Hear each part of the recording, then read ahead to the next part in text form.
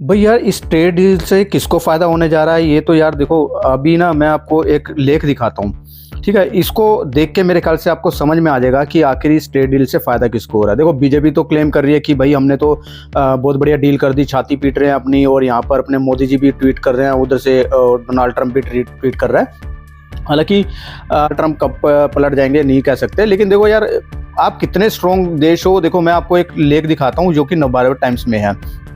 देखो, ये जो छपा है ना, इसमें यहाँ पर ये दिखा रखा है कि कौन सी कंट्री अमेरिका पे कितना टैक्स लगाती है और अमेरिका कौन सी कंट्री पे कितना टैक्स लगाता है। सिंपल लिखा है, 10-12 कंट्रीज बता रखी हैं, और यहाँ पर मैं लास्ट में इंडिया में भी दिखाऊंगा कि क्या है, तो आपको समझ जाना चाहिए कि आखिर ये ट्रेड डील फायदेमंद है कि नहीं है। तो देखो यार, सबसे पहले मैं लगाता हूँ जो है यूनाइटेड यूनियंस है, जो कि देखो 20 से 25% जो है अमेरिका पे लगाती है, और इतना ही टैक्स अमेरिका इस पे यूनाइटेड यूनियन पे लगाता है।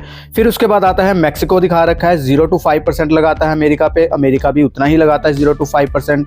यहाँ पर फिर आता है कनाडा, कनाडा 0 से 5% लगाता है, और इतना ही अमेरिका कनाडा के ऊपर 0 से 5% लगाता है। साउथ कोरिया 25% लगाता है अमेरिका पे, अमेरिका भी साउथ कोरिया पे 25% लगाता है।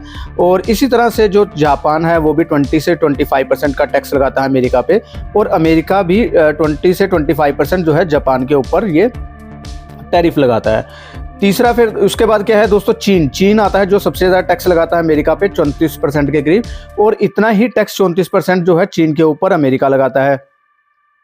अब आता है दोस्तों बांग्लादेश। बांग्लादेश देखो 20% जो है अमेरिका के ऊपर टैक्स लगाता है, और अमेरिका भी बांग्लादेश के ऊपर 20% टैक्स लगाता है। फिर उसके बाद आता है वियतनाम। अब देखो, वियतनाम जो है 20% लगाता है अमेरिका के ऊपर, अमेरिका भी 20% लगाता है अमेरिका के ऊपर। और उसके बाद आता है दोस्तों ये मलेशिया। मलेशिया देखो लगाता है इंडोनेशिया लगाता है दोस्तों यहाँ पर 19% के करीब, और इतना ही टैक्स लगाता है अमेरिका इंडोनेशिया के ऊपर। अब ये देख के तो दोस्तों यही समझ में आ रहा है, जो कंट्री जितना अमेरिका टैक्स उनके ऊपर लगाता है, वो कंट्री उतना ही टैक्स अमेरिका के ऊपर लगाती है।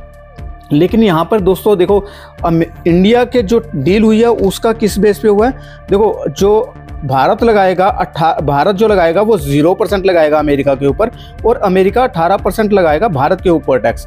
अब देखो यार, 18% टैक्स लगा के जो डील करके ट्रंप बोल रहा है कि इससे जो है अमेरिकन नागरिकों का भला होगा, तो मुझे ये नहीं समझ आ रहा 0% टैरिफ पे भारत का कैसे भला होगा। कैसे हमने स्ट्रॉन्ग डील करी, हमने जो मीडिया में भी देखा कि हमने अपनी शर्तों पे टिके हुए हैं, इसलिए डील नहीं हो रही, हम झुके नहीं, ये नहीं हुआ, वो नहीं हुआ।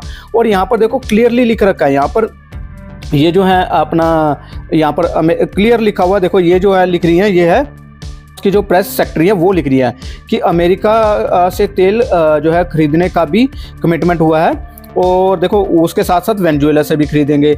अब जिससे हमें पता है कि अब अमेरिका और अमेरिकन जनता का सीधा जो है लाभ होगा। तो ये तो भाई मेरे को समझ में आ रहा है, अमेरिका को तो फायदा होगा ही होगा। ठीक है, और यहाँ पर देखो ये क्या लिख रहे हैं कि भारत ने औसत टैरिफ जो होता है ना, वो करीब 13.5% है जो कि भारत लगाता है, जो कि 98 से 99% चीज़ों पे अब शून्य हो जाएगा। कृषि क्षेत्र में भी बहुत बड़े दायरे में टैरिफ शून्य होंगे। अब आप ये लगा लो कि ये तो बोल रहे थे कि हमने ऐसा भी कोई भी अपनी जो अपनी लाइन है, जैसे कि कृषि क्षेत्र है और डेयरी प्रोडक्ट्स हैं, उसके ऊपर हमने कोई भी डील नहीं करी। यहाँ पर तो ऐसे लग रहा है कि सरेंडर कर दिया है भारत ने बिल्कुल अमेरिका के आगे। आप देखो, बांग्लादेश जैसी जो कंट्री है वो भी 20% का टैक्स लगाती है, और भारत यहाँ पर कितना लगा रहा है, 0% का टैक्स लगा रहा है, और बदले में 18% का टैक्स लग रहा है। 25% तो वैसे ही था, 25% तो इसलिए लग रहा था कि भाई एक्स्ट्रा 25% इसलिए लग रहा था कि रूस से तेल खरीदेंगे। अब रूस से तेल नहीं खरीदेंगे तो उससे पहले तो 25% ही था, अब 25% में से सिर्फ तुमने 7% का कम किया, 18% तुम्हें अभी भी लग रहा है, और 0% तुम उसके ऊपर लगाओगे। तो मेरे को समझ नहीं आ रहा कि भाई ये डील किस तरह से दिल्ली जो है अपने भारत के फायदे में है। अपने ऐसे जो है पॉलिटिकल विल मतलब कहाँ चली गई, मुझे ये नहीं समझ आ रहा है यार। 2014 में जो हम सोच के लाए थे मोदी जी को, अब तो ऐसे लग रहा है कि जैसे एक यूजीसी बिल लाए, अभी जो डील पढ़ रहे हैं, तो मतलब मेरे को लग रहा है कि भाई अब इनके काम का वैल्यूएशन करने की ज़रूरत है। 2014 में इनको लेके आए थे, बहुत टाइम हो गया, अब इनके काम के वैल्यूएशन करने की ज़रूरत है। इनके काम जो भी जहाँ पे भी क्वेश्चन हो वहाँ पर इनको हमें रेज करने की ज़रूरत है। तो मुझे लग रहा है कि भाई यहाँ पर ये बिल्कुल सरेंडर कर दिया अमेरिका ने, हमारी गवर्नमेंट ने सरेंडर कर दिया है। चाहे मीडिया कुछ भी बोलता रहे, चाहे जितनी मर्जी छाती पीटते रहे कि 56 इंच की है, 57 इंच की है। आपका व्यू ऑफ पॉइंट क्या है, आप मेरे को बताना कि आप इसको किस तरह से देखते हो। तो फॉलो कर लेना इस पेज को, और फर्स्ट टाइम इस चैनल पे आए हो तो सब्सक्राइब करना मत भूलना।